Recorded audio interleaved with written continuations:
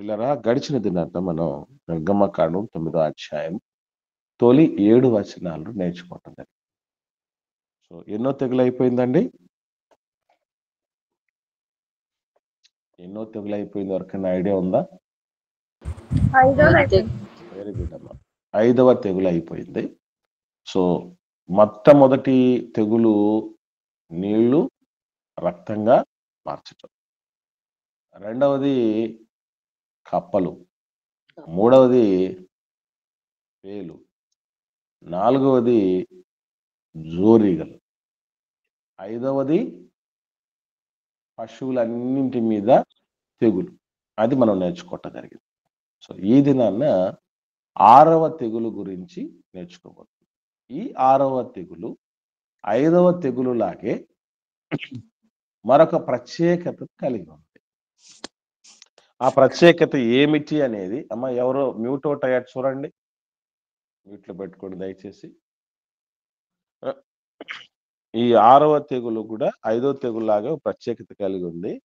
అదేంటో ఒకసారి చదివిన తర్వాత ఎవరికైనా మీకు అర్థమవుతుందేమో. ప్రయత్నం చేద్దాం. నిర్గమకాండం 9వ అధ్యాయము 8వ వచనం నుండి 12వ వచనం వరకు ఉన్నటువంటి విషయాల్ని మనం ధ్యానం చేద్దాం. నేను చదువుతున్నాను చూడండి. కాగా యెహోవా, మీరు మీ పిడికిళ్ళ నిండా ఆవపు బుగ్గి తీసుకునుడి. మోషే ఫరో కన్నుల ఎదుట ఆకాశము వైపు దాన్ని చల్లవలెను. అప్పుడు అది ఐగుప్తు దేశమంతటా సన్నపు ధూళి అయి, ఐగుప్తు దేశమంతటా మనుషుల మీదను జంతువుల మీదను పొక్కు దద్దుర్లగునని మోషే అహరోనులతో చెప్పెను. కాబట్టి వారు ఆవపు బుగ్గి తీసుకుని వచ్చి ఫరో ఎదుట నిలిచిరి. మోషే ఆకాశము వైపు దాని చల్లగానే అది మనుష్యులకును జంతువులకును పొక్కు దద్దురులాయెను. ఆ దద్దురుల వలన శకునగాండ్రు మోషే ఎదుట నిలువలేకపోయిరి. ఆ దద్దురులు శకునగాండ్రకును ఐగుప్తీయులందరికీ పుట్టెను. అయినను యెహోవా మోషేతో చెప్పినట్లు యెహోవా ఫరో హృదయమును కఠినపరచెను, అతడు వారి మాట వినకపోయెను. ఇది 6వ తెగులు, పొక్కుల దద్దుర్లు. ముందున్నటువంటి 5 తెగుళ్ళకి ఈ 6వ తెగులకి ఒక ప్రత్యేకత ఉందండి. ఏంటి ఇందులో ఈ తెగుల్లో ఉన్నటువంటి ఆ విశేషం ఏంటి, ప్రత్యేకత ఏంటి? ఎవరు ఏ ప్రత్యేకతలు ఈ తెగుల్లో ఇప్పుడు చదివిన దాన్ని బట్టి మీరు గమనించారో ఒకసారి అర్థమైనటువంటి వాళ్ళు మీరు పంచుకోవాలని ప్రేమతో నేను మనం చేస్తున్నా. ఈ తెగులు వారి మీదకి వచ్చిందన్న. వెరీ గుడ్ అమ్మ, వెరీ గుడ్, వెరీ గుడ్. చాలా చక్కగా ఆలోచన చేస్తారు. శకునకాండ్రను మోసే వాళ్ళ ఎవరు నిలవలేకపోయినారు. అంటే ఇన్ని రోజులు మనం ఏది చేస్తే అది చేస్తా అన్నారు. అలాంటిది ఇప్పుడు వాళ్ళకే వచ్చింది, నిలవలేరు. వెరీ గుడ్, వెరీ గుడ్ అమ్మ, చాలా సంతోషం. చక్కగా అంటే మనకు నీళ్లు రక్తంగా మారటం అనేది మనకు బయట జరిగింది, మనుషులకు ఐగుప్తీయులకు బయట జరిగింది. కప్పలు అవి ఇళ్లలోకి వచ్చి దాకా రావటం జరిగింది, వాళ్ళ ప్రదేశాలలో పడక దాకా రావటం. జోరీగలు అలాగే పరిస్థితి. పేలు కూడా అవి పెద్దగా బాధించినట్టుంటే మన శరీరం మీద అటాక్ చేసినటువంటి రీతిగా, శరీరాన్ని గాయపరిచిన రీతిగా ఏం పెతకలేవు. అలాగే మనం గత కాలంలో జంతువుల మీదకి వచ్చే తెగులు, అది కూడా ఐగుప్తీయులకు వేరుగా జరిగింది. ఇప్పుడు ఏమైపోతుంది అంటే శిక్ష తీవ్రత దేవుడు పెంచుతున్నాడు.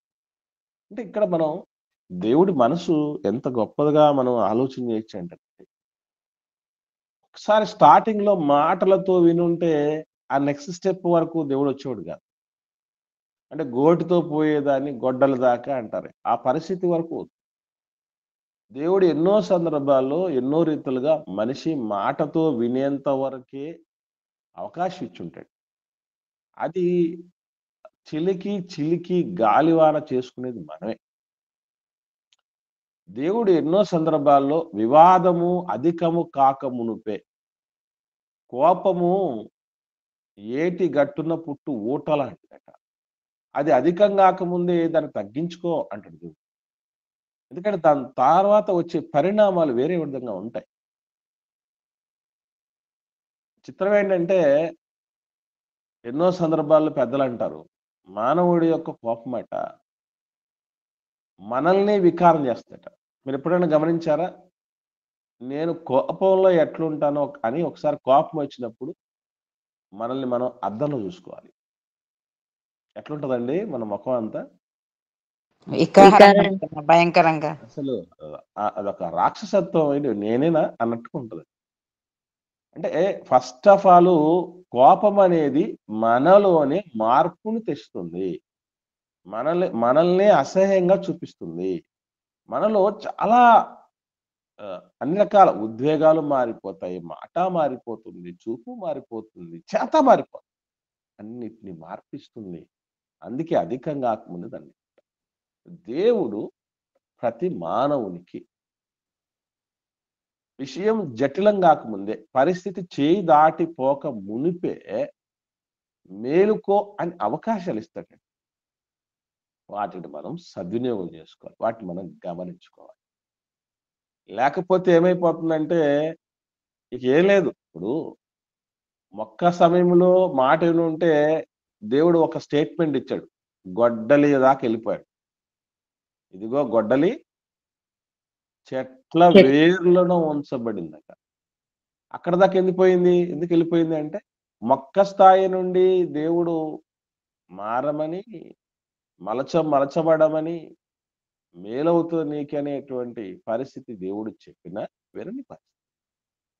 అందుకే ఏమైపోయింది, ఆ తీవ్రత, పనిష్మెంట్ తీవ్రత పెరిగిపోతుంది. ఇప్పుడు ఏకంగా ఏమైపోయింది అంటే శరీరం మీద అటాక్ చేసే దద్దుర్లు వచ్చాయి. దద్దుర్లంటే అది మామూలు కాదటండి. ఫస్ట్ ఆఫ్ ఆల్ దద్దుర్ల యొక్క తీవ్రత, ఆ లక్షణం దేనికి దారితీస్తుంది తెలుసండి? మొట్టమొదటిది అపరిశుభ్రతకు దారితీస్తుందట. బాగా గమనించండి, దద్దుర్లు ఉన్నటువంటి వ్యక్తులు ఎట్లా ఉంటారండి? శుభ్రంగా కనపడతారా? ఉండడానికి అవుతుందా? ఎప్పుడైనా దద్దుర్లు వచ్చినటువంటి పిల్లలు ఎక్కువగా దద్దుర్లు వచ్చినటువంటి పిల్లలు మనం వాటిని ఏమంటాం? గజ్జి అంటాం కదా. Chicken pox. అదే గజ్జి లాంటిది, చికెన్ పాక్స్ ఇలాంటివి వస్తున్నప్పుడు ఎట్లా ఉంటారండి పిల్లలు? అసహ్యంగా. అలా అసలు పూర్తి అపరిశుభ్రతగా ఉండడం జరుగుతుంది. నెక్స్ట్ రెండవ స్టెప్ ఏంటంటే గొప్ప బాధ. అది ఎంతవరకు తీసుకెళ్తుంది అని అంటేనండి, దాన్ని సాటిస్ఫై చేసుకోవటానికి వాస్తవంగా శరీరానికి, మానవ దేహములో కొన్ని ప్రమాదకరమైనటువంటి అవయవాలు అనొచ్చు, వాటిని భాగాలు ఉన్నాయి. వాటిల్లో అత్యంత ప్రమాదకరమైన భాగాలు ఏంటి అంటే పంటి ఘాటు. మానవుడి అదే ఏమంటారు దాన్ని, గుర్తుందా? మానవుడి కాటుకి ఏం లేదటండి, మనిషి కాటుకు మందు లేదు అంటారు. మనిషి కాటుకు మందు లేదు. కుక్క కాటుకు రేబీస్ ఏమో వస్తుందేమో, కానీ మనిషి ఒకసారి బయట అనేది వేయగలిగితే, బయట అంటే డాగ్స్ బైట్ అంటాం కదా, కుక్క కాటు, అది హ్యూమన్ బైట్ అనేది చాలా ప్రమాదకరమైనది. మీకు తెలుసో తెలీదో, ఒక్కరోజు బ్రష్ చేయకపోతే ఎట్లుంటుందండి నోరు? కంపు, భయంకరమైన వాసన కదా. కొన్ని సందర్భాల్లో ఆ వాసన ఎంతవరకు ఉంటుందంటే మనకే అసహ్యం అనిపిస్తుంది, మనకే అసహ్యం అనిపించేంత వాసన. ఎందుకంటేనండి అసలు ఫస్ట్ ఆఫ్ ఆల్ మనిషి చనిపోయిన తర్వాత మొదటగా పురుగులు పట్టేది కూడా నోట్లోనే అంట. పురుగులు మొదలైతే నోట్లోనే అంట. ఎందుకంటే అన్ని బ్యాక్టీరియాస్ ఉంటాయి. అంత భయంకరమైనటువంటి దుర్గంధంతో కూడినటువంటి పరిస్థితులు అవన్నీ నోట్లోనే ఉంటాయట. అదొకటి. రెండవ ప్రమాదకరమైనది ఏంటంటే గోర్లండి. గోర్లు ఎప్పుడైతే మనం దేహాన్ని గోక్కోవటం మొదలు పెడతాం గోర్లతో, అది ఏమవుతుందో తెలుసండి? ఎక్కువైపోద్దటండి. అది ఆ రోగం తీవ్రత ఎక్కువైపోతుందట. అందుకే పెద్దలు చాలా సందర్భాల్లో చెప్తారు. ఏమని అంటే మీకో విషయం చెప్పమంటారా? ఒక సామెత ఉంది. కోతి పుండు బ్రహ్మాండం అని. విన్నారా? విన్నాంనా. ఎందుకు ఆ మాట చెప్తారు? ఎవరికైనా ఐడియా ఉందండి? అంటే ప్రతి సామెతకు ఒక అర్థం ఉంటదండి. మర్చిపోకండి. ఈ గోరుతో గీకితే ఇంకా ఎక్కువైపోతుంది కానీ తక్కువ కాదన్నా. వెరీ గుడ్ అమ్మ. అంటే ఒక వాస్తవం చెప్పాలంటే దేవుడు కలగజేసిన జీవరాశుల్లో ఎక్కువగా గీక్కునేది కోతులను గమనించండి. మనకు ఎలా కనపడతాయి ఎక్కువగా? అవునా, ఎప్పుడు గీక్కుంటానే ఉంటాయి. ఆ గీక్కున్నట్టుగానే కనబడుతుంటాయి అవి. అంటే ఒక చిన్న దద్దురేదో వచ్చి ఒక పుండు, చిన్న పుండు అయిందనుకోండి, అది అంత సులభంగా మానుకోలేదటండి కోతి. ఆ చిన్న పుండును బ్రహ్మాండం చేసుకుంటదట. ఏం చేసి? గీక్కొని. గోక్కొనే. ఆ గోక్కొనే అలాగే. దద్దుర్లు గొప్ప బాధ. అవి ఇంకోటేంటంటే గోక్కుంటే సమ్మగా అనిపిస్తది. ఎందుకు దద్దుర్లున్నప్పుడు అట్లా అనుకోవాలని చూస్తారు? అంటే అదొక రిలీఫ్. అదొక సాటిస్ఫాక్షన్ లాగా అనిపిస్తదండి. ఒక ఇన్‌స్టంట్ రిలీఫ్ లాంటిదనమాట.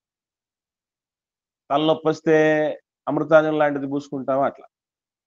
అంటే ఒక గొప్ప బాధ. దాన్ని సాటిస్ఫై చేసుకోవడానికి మీకో విషయం చెప్పమంటారా? దద్దుర్లు ఎలా ఉంటాయి అనేది దేవుడు చాలా స్పష్టంగా చెప్పాడు బైబిల్ గ్రంథంలో. దద్దుల యొక్క ఆ క్వాలిటీస్ ఎట్లా ఉంటాయనేది కొన్ని చూడగలిగితే, అంటే దేవుడు ఇశ్రాయేలు దేహాల మీద, ఇది ఐగుప్తీయుల దేహాల మీద అటువంటి పనిష్మెంట్ ఇస్తున్నాడంటే మనం ఒకటి గుర్తుపెట్టుకోవాలి. ఏంటంటే మనం అనుకుంటూ ఉంటాం, ఎవడికి మన మీద హక్కు, అధికారం లేదు, నా ఇష్టం అన్నట్టు.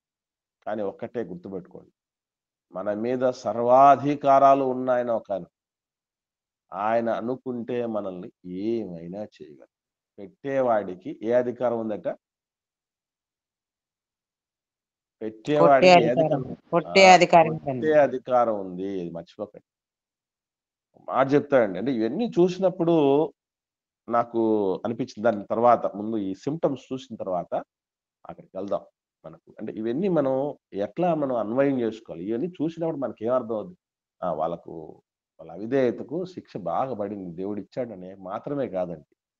రేపు మన పరిస్థితి గూడా దేవుడు చేయి దాటిపోయినప్పుడు, వాళ్ళలాగే కఠినపరచబడ్డప్పుడు, వాళ్ళలాగే దుర్మార్గంగా వ్యవహరించినప్పుడు, వాళ్ళలాగే కళ్ళు నెత్తికెక్కినప్పుడు, వాళ్ళలాగే నీతి మాలినప్పుడు, వాళ్ళలాగే దేవుడి స్థానంలోకి మరొక దాన్ని తీసుకొని వచ్చినప్పుడు, మనకు కూడా దేవుడు ఎటువంటి శిక్షను ఇస్తాడు.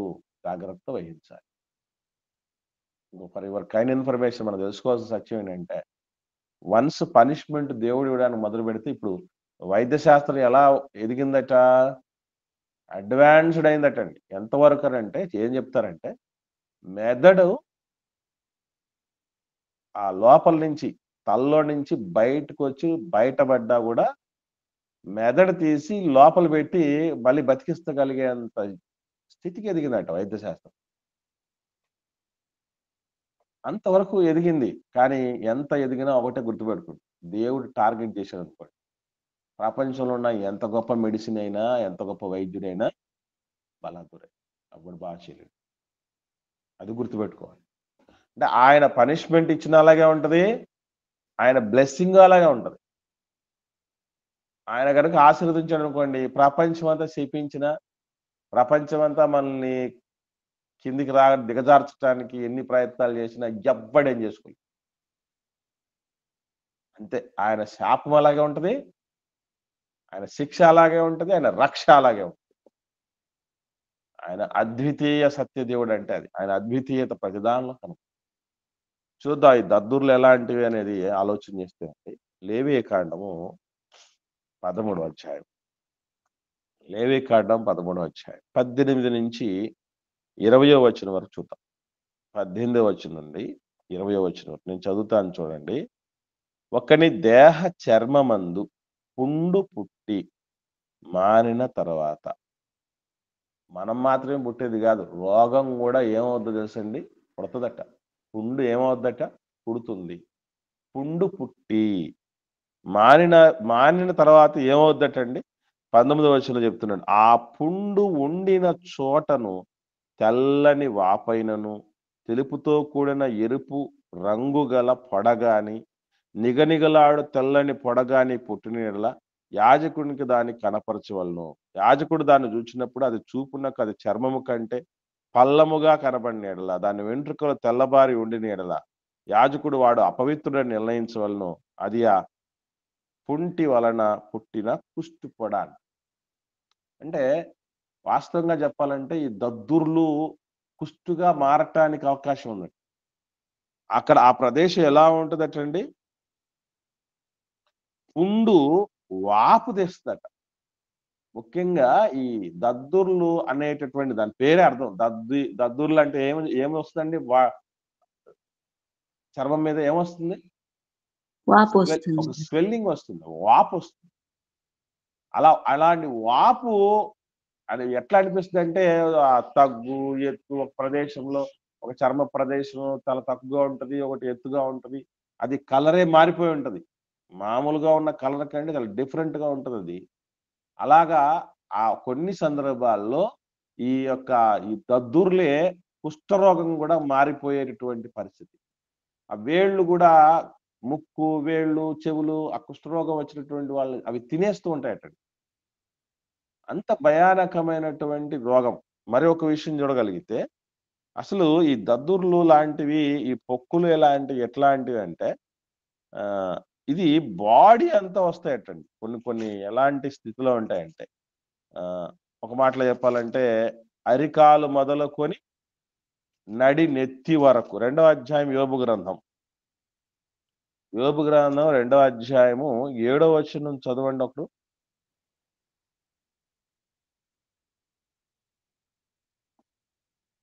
యోబు గ్రంథం 2వ అధ్యాయము 7వ వచనం. కాబట్టి అపవాది యెహోవా సన్నిధి నుండి బయలు వెళ్లి అరికాలు మొదలుకొని నడినెత్తి వరకు బాధ గల కురుపులతో యోబును మొత్తెను. కురుపులు ఏం చేస్తాయటండి, బాధ పెడతాయండి. బాధ పెడతాయి. మర్చిపోకండి, బాధ పెడతాయి. ఏమండి, ఎక్కడి నుంచి ఎక్కడి దాకా ఉందటండి అది, అరికాలు మొదలుకొని నడినెత్తి వరకు మొత్తం టోటల్ బాడీ అంతా కూడా వస్తాయట. అంత ప్రమాదకరమైనవి. అందుకే యోబు గారు ఎందుకు శ్మశానంలోకి వెళ్ళిపోయాడు, మీకు ఇంత ముందు మీకు డిస్కస్ చేయటం జరిగింది, గుర్తుందా ఎవరికైనా? చిల్లంగి పెంకులు దొరుకుతాయని. చెల్ల పెంకులతో ఆయన చర్మాన్ని గోక్కుంటూ ఉంటే ఆ చర్మం అంతా పోయి లోపల ఎముక కనబడేదాన్ని. అంత బాధించేవి. ఏమండి, అసలు ఈ బాధలకు కారణం ఎవరు? అది ఆత్మ పరిశీలన చేసుకోవాల్సింది. మానవులంగా ఈ బాధలు ఇలాంటివి వస్తున్నప్పుడు మనం ఏం చేస్తామంటే, బేసికల్లీ ఎవరినో నిందించాలని చూస్తాం. ఈ పరిస్థితి కారణం వాళ్ళు వీళ్ళు అనుకుంటూ ఉంటాం. ఇంకేమన్నా తేరగా తిరుగుతాడు కాబట్టి దేవుడి మీదకి వెళ్ళిపోతాం. కానీ ఈ బాధలకు నా కారణం ఏమైనా ఉందా అని ఆలోచించుకునే వాళ్ళు లేదు. చిత్రమైన విషయం చెప్పమంటారా, ఇన్ని బాధలు ఐగుప్తులకు కలిగినా కూడా ఒక్కసారన్నా రాజు దగ్గరకు వచ్చి మొరపెట్టుకోలేకపోయారు. వాళ్ళు నమ్మిన వాళ్ళ దేవుళ్ళను ఆశ్రయించలేకపోయారు. మంది ధైర్యం అండి. మనం ఏం సాధించగలం మనం స్వతహాగా? మన చేతిలో ఏముంది అన్నటువంటిది మీకు ఒక చేదు నిజం చెప్తాను. మనవే మన పరిస్థితి, మన ఆలోచనలే, మన ఉద్వేగాలే మన కంట్రోల్లో పెట్టుకోలేకపోతున్నాం. ఈ రోజు కుదురుగా ఉండాలి, రేపు కొంటామని గ్యారెంటీ లేదు. మెంటల్ పట్టేస్తుంది ఈ లోపే, చిత్రాలుగా మారిపోతాం మనం.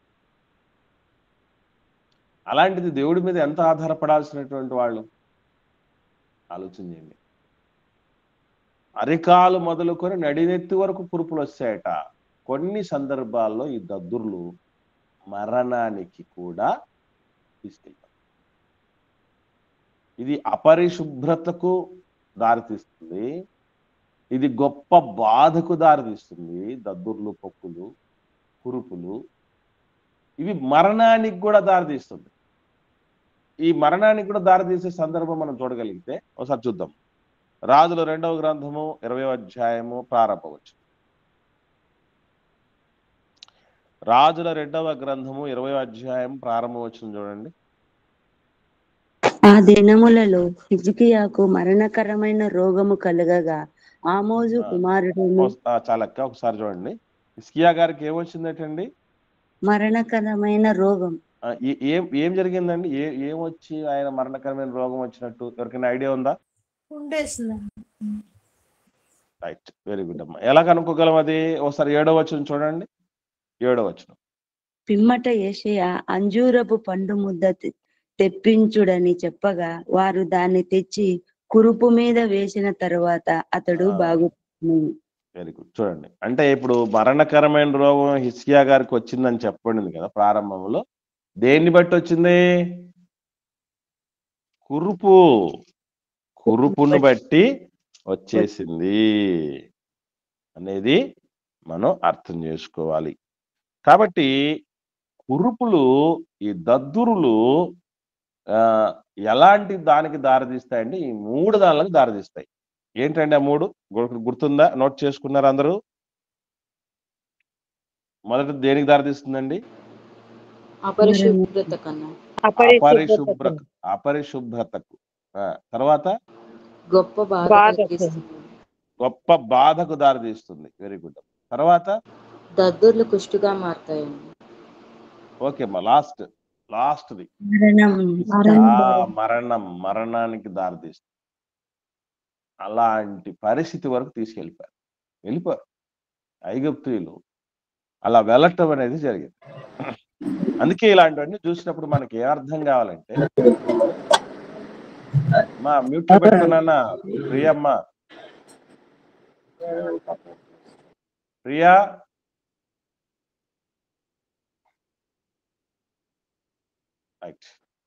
గమనించండి. మ్యూట్ లో పెట్టుకోమ్మా తల్లి. రైట్. సో ఇవన్నీ మనం చూసినప్పుడు మనకు అర్థం చేసుకోవాల్సిన విషయం ఒకటే ఉంది. అదేంటంటే, ఒకసారి ప్రపంచాన్ని వెళ్ళే చక్రవర్తితో, బెల్షస్సర్ రాజుతో దానియేలు గారు మాట్లాడుతూ ఒక మాట అంటాడు. ఏమనంటే, దానియేలు గ్రంథం 5వ అధ్యాయము 22, 23 వచనాల్లో చివరి మాట ఉంటుంది చూడండి. దానియేలు గ్రంథము 5వ అధ్యాయము 22, 23 వచనాల్లో చివరి మాట. కొన్ని వాటితో త్రాచు చూడనైనను. ఇంకా లాస్ట్ అక్క చివరిది. నీ ప్రాణమును నీ సకల మార్గములను ఏ దేవుని వశమున ఉన్నవో ఆయనను నీవు గణపరచలేదు. చూడండి, మనకు తెలియాల్సిన విషయం ఏంటండి? ఏం దేవుడి వశాలు ఉన్నాయటండి? మన ప్రాణము, మన సకల మార్గములు. అంటే మనం ఎక్కడికి పోయినా, సకల మార్గాలు ఆయన వశాల్లో ఉన్నాయి. ఎస్, మనం వెళ్ళే కొన్ని ప్రదేశాలకు కొన్ని నెట్వర్క్లు రాలేవేమో, సిగ్నల్స్ ఉంటాయి కదా, సిమ్ నెట్వర్క్స్ కొన్ని రాలేవేమో, కొందరు మనుషులు రాలేకపోవచ్చేమో. ఎందుకంటే మనం వెళ్ళే కొన్ని ప్రదేశాలు ఎలా ఉంటాయంటే, కొందరు మాత్రమే వెళ్ళగలిగినటువంటి ప్రదేశాలు కొన్ని ఉంటాయి అఫీషియల్స్. అందుకే కొన్ని ప్రదేశాలకు ఎంటర్ అయ్యేటప్పుడు ఏమంటారండి? ఇతరులకు ప్రవేశము లేదు, ఫలానా వాళ్ళు మాత్రమే రావాలి అని కొన్ని రెస్ట్రిక్షన్స్ ఉంటాయి కదా. అలాగా దేవుడి దగ్గర కుదరదు. మన సకల మార్గములు, మన ప్రాణము ఆ దేవుడు వశంలో. అది తెలుసుకోవాలి. అది తెలుసుకోవాలి. నేను చాలాసార్లు చెప్తూ ఉంటాం. ఏమనంటే, మెడలో చైన్ లేదని ఎవరు బాధపడకండి. మెడలో ప్రతి ఒక్కరి భూమి మీద పుట్టుకొచ్చిన ప్రతి ఒక్కరి మెడలో చైన్ ఉంది. మాట వింటే అదొక ఆభరణంగా ఉంటది. మాట వినలేదనుకోండి, చైన్ లాగేస్తాడు దేవుడు. చైన్ లాగితే ఏమవుద్ది? కుక్కకి చైన్ వేస్తాం కదా, జాగింగ్ తీసుకెళ్ళేటప్పుడు పెంపుడు కుక్కకి చైన్ వేసేస్తాం కదా. అది ఎక్కడికెక్కడికో పోవాలనుకుంటుంది, ఏవేవో చేయాలనుకుంటుంది. దానివల్ల కాదు. ఎందుకనంటే దాని చైన్ మన చేతుల్లో ఉంది. అదైనా విడిపించుకొని పోవచ్చు. కొన్ని కొన్ని సందర్భాల్లో యజమాని దగ్గర నుంచి చైన్ విడిపించుకొని పారిపోయింది చూసామా లేదా? దేవుడి దగ్గర అది కూడా కుదరదండి, మర్చిపోకండి. కనుక అది అర్థం చేసుకోవాలి. ఐగుప్తులు డబ్బులుంటే, నాగరికత ఉంటే, నది ఉంటే, సంపద ఉంటే, తెలివితేటలుంటే, లక్షల మందిని బానిసలుగా చేసుకుంటే దేవుడి దగ్గర ఎన్ని కుదురుబాటు అవుతా, చెల్లుబాటు అవుతాయా? నెవర్. అందుకే మనం అర్థం చేసుకోవాల్సింది, దేవుడి దగ్గర ఆయన దగ్గర ఉన్న ఆయుధాలు చూడండి. అసలు నిజంగా ఆలోచన చేస్తే నీళ్ళే ఆయుధం అండి దేవుడికి. దేవుడికి ఆయుధాలు ఏంటంటే, ఫస్ట్ తెగులు ఆయన ఆయుధంగా వాడింది దేన్ని? నీళ్ళనే అన్న. నీళ్ళనే వాడాడు. జలం జీవనాధారం అని మాత్రమే తెలుసు మనకి. అదే జలాన్ని ఉపయోగించి బుద్ధి ప్రాణమైన కలిగిస్తాడు ఆయన. ప్రాణమైన తీసేస్తాడు. ఆ జీవనాధారాన్ని లేకుండా, జీవాన్ని లేకుండా చేసేస్తాడు. దేవుడి యొక్క శక్తి. ఏమండి, మన వరదలు వచ్చినప్పుడు అండి, రీసెంట్ గా కడప జిల్లాలో వరదలు వచ్చాయండి. అది ఎంత దారుణంగా, ఎంత శక్తివంతంగా ఉంటాయంటేనండి, రైలు పట్టాలు ఎంత బరువు ఉంటాయండి, అవి ఎంత పొడవు ఉంటాయండి. మొత్తం కొన్ని కిలోమీటర్ల వరకు ఉన్నటువంటి రైలు పట్టాలు కొట్టుకుపోయండి. అంత బలమైనటువంటివి అలా కొట్టుకుపోయిన ఊర్లు ఊడ్చుకుపోయాయండి. దేవుడి శక్తి అది. కాబట్టి మనం అంతా అర్థం చేసుకోవాల్సింది, ఎవరి దగ్గరైనా మనం తోక జాడించొచ్చాము, దేవుడి దగ్గర అది అస్సలు కుదరదండి. ఆయన దగ్గర ఎదురు తిరిగినటువంటి పరిస్థితులు, అవిధేయత మనకి నష్టం. అందుకే దేవుడికి ఇష్టం ఉండదండి అలా ఎదురు తిరగటం. ఏ విధంగానైనా బుద్ధి చెప్పాలని, బాగు చేసుకోవాలని అనుకుంటూ ఉంటాడు.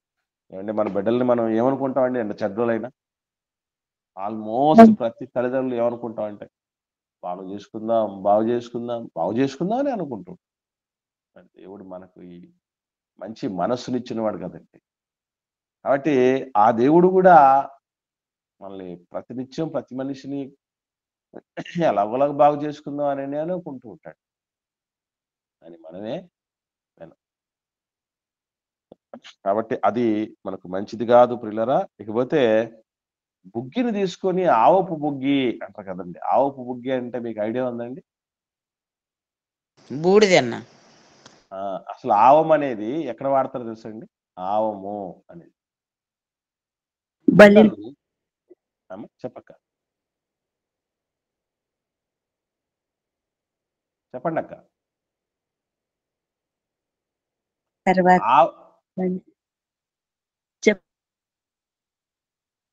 మీ వాయిస్ బ్రేక్ అవుతాంది సిస్టర్, మాట్లాడండి ఒక మాట బాగా. బలి చల్లేనా దాన్ని ఆవు బుగ్గి అని కాదు.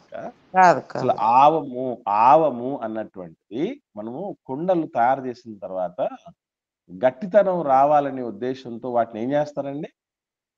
కాలుస్తారు కదా. అది ఆ కాల్చిన తర్వాత బూడిదొస్తే దాన్ని ఆవపు బుగ్గి అంటారు. ఈ ఆవపు బుగ్గి అంటే బూడిదని తీసుకొచ్చి గాల్లో జల్లే అన్నాడే. ఇంతకు ఎందుకు అలా చేయమన్నాడు దేవుడు? ఏ దేవత మీద ఇది తీర్పు కోసం దేవుడు ఇచ్చినటువంటిది? వచ్చిందేమో దద్దుర్లు, ఆవమేమో తీశాడు, గాలిలో ఏమో చల్లాడు. ఇప్పుడు ఎవరి మీదకి తీర్పు ఇది చెప్పండి? మనుషుల మీద పశువుల మీద పడింది అండి. అది కదా. వాయుదేవుడు. Very good, very good. వాళ్ళతో పాటు ప్రపంచ దేశాల్లో చాలా మంది గాలిని దేవుడిగా భావించే వాళ్ళు ఉన్నారు. దీనికి కారణం ఏంటంటే మన దేహంలోనికి ముఖ్యంగా మూడు రకాలైనటువంటివి దేహంలోకి వెళ్తాయి. మీకు చాలాసార్లు మీకు చెప్పి ఉంటాను, గుర్తుందా ఎవరికైనా?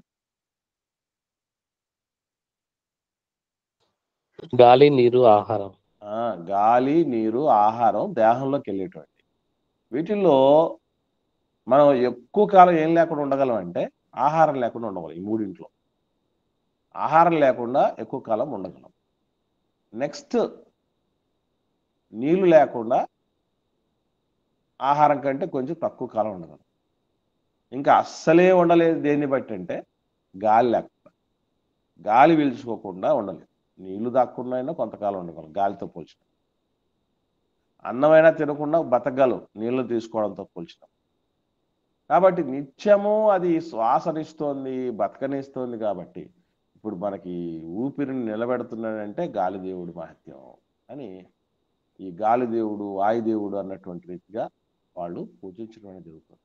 ఇప్పుడు ఏకంగా ఎవరి మీద టార్గెట్ చేశాడు దేవుడు అంటే, ఒరే నాయన నీ దేవుడే గాలిదేవుడు రా, అసలు దేవుడు జీవం కలిగే దేవుడి దగ్గరికి తిరగండి అనే ఉద్దేశంతో తీర్పు ఒకటైతే. రెండోది ఏంటంటే ఇప్పుడు దద్దుర్లు వచ్చే ఇప్పుడు దద్దుర్లు వచ్చాయంటే ఈ దద్దుర్లు బాగు చేయడానికి కూడా ఒక దేవత ఉండేదట ఐగుప్తీలకి. అంటే ఆరోగ్య దేవత ఉండదట ఐగుప్తీలకి. ఇప్పుడు వీళ్ళకి దద్దుర్లు వచ్చి బాగుపడితే బాధపడుతూ ఉంటే ఇప్పుడు ఏ దేవత వచ్చి కాపాడట్లా. ఈవెన్ శకునగాండ్రు కూడా ఏమైపోయారంటే మోషే ఎదుట నిలవలేక పరారైపోయారట. ఏమండి అంతకుముందు ఈ స్టేట్మెంట్ ఎప్పుడు రాయలే. ఇది ముందున్నటువంటి 5 రకాల తెగుళ్లలో ఎక్కడే కానీ పదప్రస్తావన జరగలేదు. ఫస్ట్ టైం ఇక్కడ జరిగింది. అంటే అంతకు మునుపు మోషే గారు ఏది చేస్తే, అహరోన్ గారు ఏది చేస్తే వీళ్ళు కూడా అదే చేస్తూ వచ్చి ఏదో ఉరికి కాపాడుతున్నారు. మామూలు వాళ్ళు కాదండి శకునగాండ్రు. ఐగుప్తు శకునగాండ్రు ఎంత టోళ్ళు అంటే అసలు రాజు సైతం ధైర్యంగా నిమ్మలంగా ఉండటానికి వీళ్ళొక ప్రధానమైన పాత్ర, కీలకమైన పాత్ర పోషించేవాళ్ళట దేశంలో. అలాంటి వాళ్ళు ఏమైపోయారంటే పరార్. ఎందుకంటే వాళ్ళకే వచ్చి ప్రజలను కాపాడే విషయం కాదు ఇక్కడ. ఇప్పుడు ముందు కూడా వాళ్ళు చేసిందంటూ సాధించిందంటూ ఏం లేదు. నీళ్లను రక్తంగా మారిస్తే వాళ్ళు నిజంగా పవర్ ఉన్న వాళ్ళు అయితే ఏం చేయాలి? రివర్స్ చేయాల్సింది, రక్తాన్ని మళ్ళీ నీళ్ళగా మార్చాల్సింది. కానీ చేయట్లా వాళ్ళు. నేను చాలాసార్లు ఇప్పుడు మన దగ్గర మాయ చేసేవాళ్ళు వస్తారు కదా, మ్యాజిక్ చేసేవాళ్ళు. వాళ్ళు ఏం చేస్తారు తెలుసా అండి? బాగా చచ్చిపోయి ఎండిపోయినటువంటి ఒక కప్ప తీసుకుని వస్తారు. ఎప్పుడైనా చూసారా మీరు? ఎప్పుడు చూడలేదండి? ఇట్లా ట్రిక్ చూడలేదా? చూసినాంనా. ఆ కప్పను తీసుకొని వచ్చి చేతుల్లో పెట్టుకొని వాడు ఏవో కొన్ని మాయలు మంత్రాలు జపించి బయటకు తీస్తాడు. ఏమవుతుందండి? కప్పపోయి ఏమొస్తుంది తెలుసా? కప్పపోయి రూపాయి డబ్బులు వస్తాయండి. కప్పపోయి డబ్బులు వస్తాయి.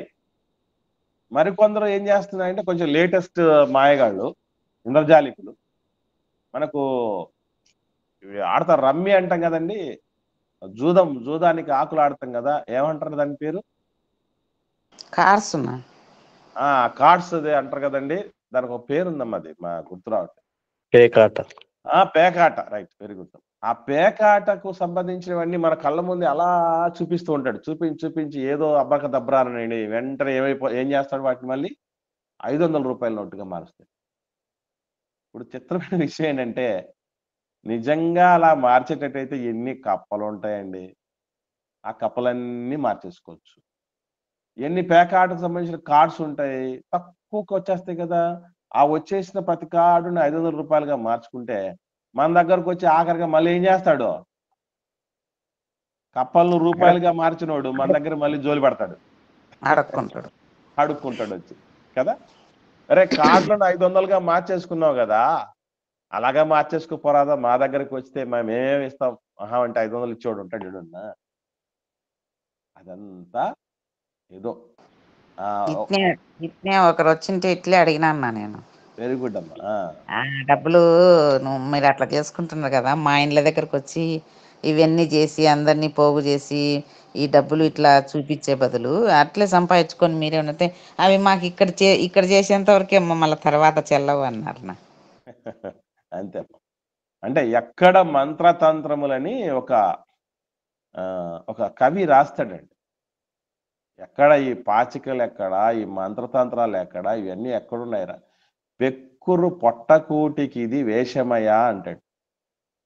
వాళ్ళేదో వాళ్ళు పొట్ట నింపుకోవటానికి శకునగాండ్రు. ఇంకా అంటే ఈ పొట్ట నింపుకునే క్రమంలో అప్పుడప్పుడు చెప్తూ ఉంటారు, అసలైన వాడు వచ్చేంత వరకే ఎవడివైనా ఆటలు సాగేది. వన్స్ అసలోళ్ళు వచ్చారంటే ఈ కొసలోళ్ళంతా తేలిపోతారు. అంటే వీళ్ళ పాపం ఎప్పుడు దాకా గడిచింది? మోషే గారు అహరోను గారు వచ్చి ఎంటర్ అయ్యేంత వరకు సాగింది. అసలోళ్ళు వచ్చారు, దొంగలు పారిపోయారు. దొరలు వస్తే దొంగలు పారిపోవాల్సిందే. కాబట్టి మనం ఎప్పుడు కూడా కొసరోళ్ళగా ఉండకూడదు, అసలోళ్ళగానే ఉండాలి, మెరికలుగానే ఉండాలి. దేవుడు ఎప్పుడు కూడా మనల్ని అలాగే ఉండమని కోరుకుంటూ ఉన్నాడు. కాబట్టి వాళ్ళ దేవత ఆరోగ్య దేవత కూడా ఉందట. ఆ ఆరోగ్య దేవతకు కూడా ఒక పేరు కూడా వాళ్ళు అక్కడ పెట్టుకోవటం జరిగింది అండి. కాబట్టి ఇలా వాళ్ళకి ఆరోగ్య దేవత, వైద్య దేవత అని అంటారట. దాని పేరు ఇమ్హోతెప్ అని పేరట. ఇమ్హోతెప్ అనేటువంటి పేరు ఆ ఐగుప్తులు ఆరాధించే ఈ వైద్య దేవతకు పేరు పెట్టుకున్నారు. కాబట్టి మనకు ఏమర్థం అవుతుందంటే, ఎవరినైతే మనం నిజమునకు దేవుడు కాని వాళ్ళని నమ్ముకుంటామో, అది కాదు అని తెలిసినప్పుడు ఏం చేయాలి? అది మన ముందున్న ప్రశ్న. బాగా అర్థమైంది, బాహాటంగా అర్థమైంది, ఫరోకు అర్థమైంది, ఫరో ప్రజలకు అర్థమైంది. మరి వాట్ నెక్స్ట్? మనం పట్టింది బంగారం కాదు, మట్టే తెలిసింది, లేదా పెంట తెలిసింది అనుకోండి, ఏం చేయాలి అప్పుడు? వదిలేయాలన్నా, వదిలేసి దాన్ని బాగా శుద్ధీకరించుకొని కడుక్కొని అసలైంది అనమాట. అరే ఏదో తెలియనప్పుడు పట్టుకొని పోతున్నాం అని అంటే అనుకోవచ్చు, తెలిసా కూడా పట్టుకుంటా ఎట్లాగా. పౌలు గారు చూడండి మంచి మాట అంటాడు, ఏమని? సమస్తం పెంటతో ఆ స్టేజ్కి ఎప్పుడు వస్తామండి మనం అసలు? ఇదే నగలు చూస్తున్నప్పుడు నగలు వామ్మో నగలు అనుకోకుండా ఏమనుకోవాలి?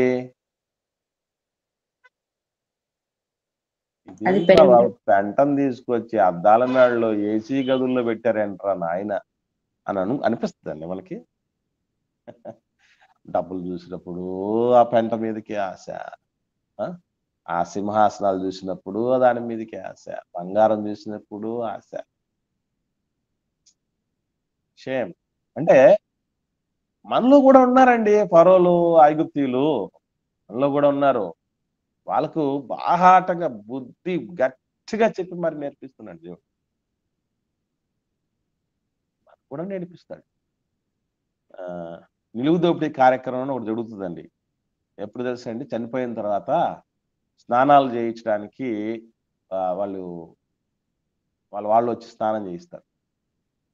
స్నానం చేయించడానికి ముందు ఒంటి మీద ఏముంటాయి తెలుసండి? ముఖ్యంగా స్త్రీ సహోదరి మణులకి ఒంటి మీద ఏముంటాయి?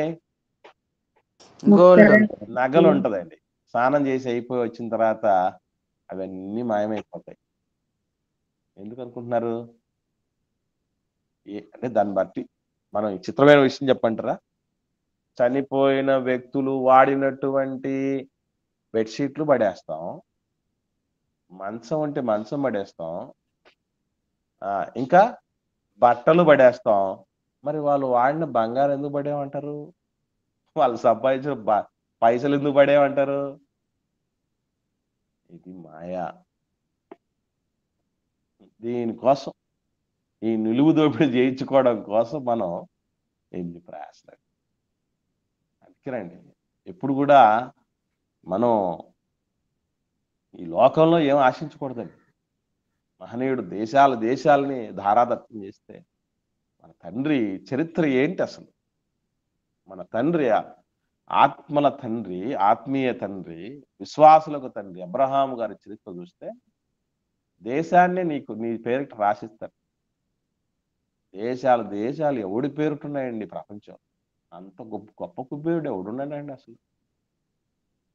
నేను అనుకుంటే ఈ ఊరినే కొనేస్తానని వాడు ఉంటాడు తప్ప దేశాలని దారాదత్తం చేస్తే ఆ దేశంలో ఎంత సంపద అన్నీ ఇచ్చిన దేవుడి కోసం రాబోయే పరలోకం కోసం ఎదురు చూస్తున్నాడు. దేని మీద ఆశ? మీకు విషయం చెప్పంటారా, ఉన్నది ఒకటే ఆశ, అది సంతానం మీద. కానీ ఆ సంతానాన్ని కూడా సంతోషంగా దేవుడు కోరుకుంటే ఇచ్చేంత గొప్ప భక్తుడు. ఊరికే అయ్యాడా దేవుడి స్నేహితుడు? ఊరికే అయ్యాడా విశ్వాసులకు తండ్రి? ఊరికే అయ్యాడా సృష్టికర్త వంశీకుడు? కనుక ప్రియులరా, మనం అర్థం చేసుకోవాల్సింది ఎన్నటెన్నటికీ కూడా మనకు చాలిన దేవుడు, మన జీవము కలిగిన దేవుడు. ఆయన ఎప్పుడు నిరూపించబడుతూ ఉంటాడు మన జీవితాలు. మంచిగా మనం నిలబడినప్పుడు మన పక్షాన నిలబడుతూ ఎన్నో సందర్భాల్లో బలహీన సమయాల్లో ఆయన బలాన్ని ఇచ్చాడు. సందిగ్ధ పరిస్థితుల్లో సమాధానాన్ని ఇచ్చాడు. దారులన్నీ మోయబడినప్పుడు దారి చూపించాడు. కారు చీకట్లో కాంతి రేఖగా అనేకులను మన కోసం తీసుకురావటం ఇన్ని చేసిన దేవుడు. కానీ ఆయన పట్ల మనం ఎలా వ్యవహరిస్తున్నాం? అన్నీ ఈరోజు ప్రపంచంలో మానవులుగా మనం అందరం చేస్తున్న పెద్ద పొరపాటు ఏంటంటే దేవుడిచ్చే సమస్తం కావాలి, కానీ ఆ దేవుడు మాకు ఎట్లా తయారైందంటే, గవర్నమెంట్ ఈరోజు మెగా పేరెంట్ టీచర్ మీటింగ్ జరగబోతుంది రాష్ట్ర వ్యాప్తంగా, ఆంధ్రప్రదేశ్ రాష్ట్రం. స్కూల్స్లలో, ప్రైవేట్ స్కూల్స్లో, ప్రైవేట్ కాలేజీలలో, గవర్నమెంట్ కాలేజ్ అన్ని దాంట్లో జరుగుతుంది. ఎందుకంటే ఈ తల్లికి వందనం అనేటువంటి పథకం అనేది అందరికీ వర్తింపజేసి ఇచ్చారు కనుక అది జరుగుతుందండి అంటున్నారు చాలా మంది. అది గవర్నమెంట్ స్కూల్స్, కాలేజెస్లో పిల్లల్ని చేర్చండి అని చెప్పడానికి అందరూ ఏం కోరుకుంటారు? గవర్నమెంట్ ఉద్యోగం కావాలంటారు, అంతేనా? గవర్నమెంట్ జాబ్ అయితే కావాలి, కానీ గవర్నమెంట్ ఇచ్చే చదువులు మాత్రం చదువుకోవడానికి సిద్ధపడ్డారు. చిత్రం. ఇట్లాగే దేవుడు ఇచ్చే అన్ని కావాలి, కానీ మనకు దేవుడు వద్దనుకుంటున్నా వద్దు. అది మన మాటకే పరిమితం. నువ్వు ఉంటే నాకు చాలు యేసయ్యా అనేది మాటకే పరిమితం. అందుకే దేవుడు మాటకు పరిమితమయ్యే ప్రేమను ఎప్పుడు ఇష్టపడ్డాడు. పాటకు పరిమితమయ్యే ప్రేమ, మాటకు పరిమితమయ్యే ప్రేమ, ప్రార్థనకు పరిమితమయ్యే ప్రేమ వెళ్ళడం. బిడ్డల మీద ప్రేమ వెల్లడి చేస్తున్నాం కదా. కట్టుకున్న వాళ్ళ మీద ప్రేమ, కన్న వాళ్ళ మీద ప్రేమ వెల్లడి పరుస్తున్నాను. తోబుట్టుల మీద ప్రేమ వెల్లడి పరుస్తున్నాను.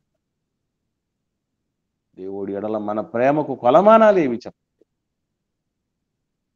ఒకనాడు చక్రవర్తి కావలసిన వ్యక్తిని పిలిస్తే సంటి పిల్లలాగా వచ్చేసాడు. కుక్క పిల్లలకు తోక జాడించుకుంటూ ఊపుకుంటూ వచ్చేసేయండి దేవుడి దగ్గరికి. ఆయన నువ్వు విన్యాస్త చేసుకో.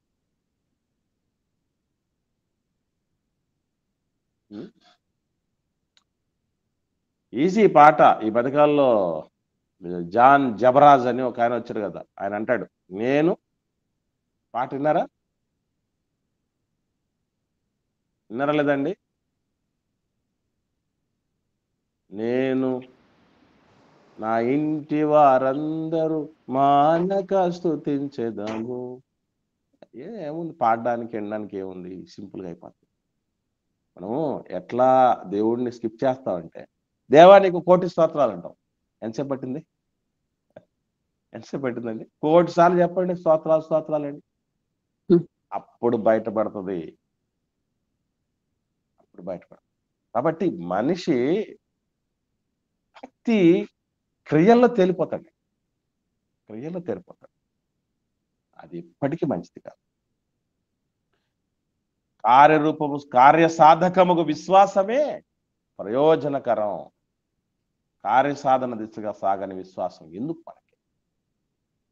ఆ కార్యసాధనలో ఒక మోషే గారు నిలిచారు.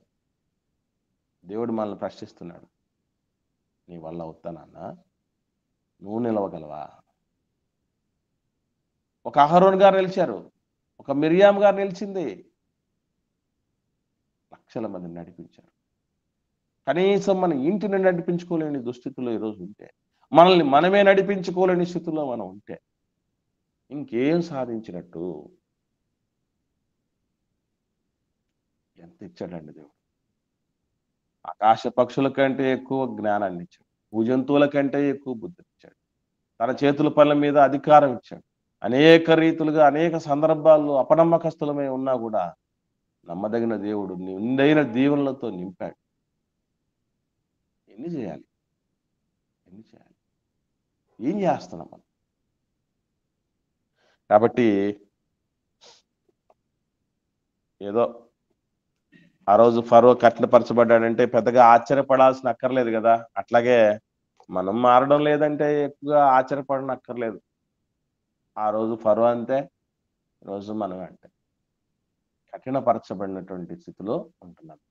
అది ఎవరికి మంచిది కాదు. ఫరో ఏం సాధించుకున్నాడు? మనం ఏం సాధించుకోవాలి?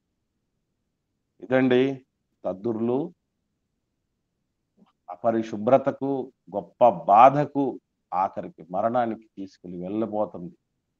కానీ అక్కడి దాకా రాణించుకున్నది మనం. నేను చాలాసార్లు చెప్తూ ఉంటాను, ఏనుగు తల మీద బురద ఉంటుంది. గమనించారు ఎవరన్నా? ఉంటారు. ఏనుగు తల మీద ఎవరేస్తారండి ఆ బురద? అదే వేసుకుంటారండి. అంత అంత గట్స్ ఎవరికి లేవు. ఏనుగు తల మీద తీసుకుని వచ్చి బురద వేసి అంత గట్స్ ఎవరికి లేవు. అదే శుభ్రంగా తొండంతో తీసుకొని అది వేసుకుంటాడు. దేవుడు కూడా ఏం చెప్పాడంటే, ప్రతివాడు తన స్వకీయ స్వకీయ స్వకీయ దురాశల చేత ఏడవబడి ఉన్నాడు. ఎవడెవడి మీదో మనం నిలవలేకపోతున్నాం, మనం గెలవలేకపోతున్నాం, మన బతుకులు నిలదొక్కలేకపోతున్నాం. ఇదిగో ఈ కఠినత్వానికి సంబంధించినటువంటి 6 అవలక్షణాలు కలిగి ఉన్నామంటే అది ఎవరు తప్పిదమో కాదు, మన తప్పిదమే. మన తప్పిదం. గుర్తెరిగితే బ్రతుకులు బాగా చేసుకుంటాం. లేదంటే మాత్రం నిత్యాగ్ని సిద్ధపడిపోవాల్సింది, రాబోయే ఘోర అవమానానికి సిద్ధపడిపోవాల్సింది. కనుక ప్రిల్లరా, మనకి ఇటు తెగుళ్ళన్నీ దేవుడు రానివ్వక కృప చూపించేటటువంటి కాలంలో మనం ఉంచాడు. ఇది సదాకాలం ఉంటుందని ఏమాత్రం ఎవరు భ్రమ పడకూడదు. వీటికి కూడా బ్రేక్ పడే రోజు వస్తుంది. ఆ దేవుడే ఇచ్చిన దేవుడే ఆపే రోజు వస్తుంది. అప్పుడు ఎవరు మనం రక్షించలేరు. అంతవరకు తెచ్చుకోకుండా మనం ఆయన బలిష్టమైన రెక్కల క్రింద దీన మనస్కులై ఉండుటకు సిద్ధపడుతుగాక. ఆమేన్.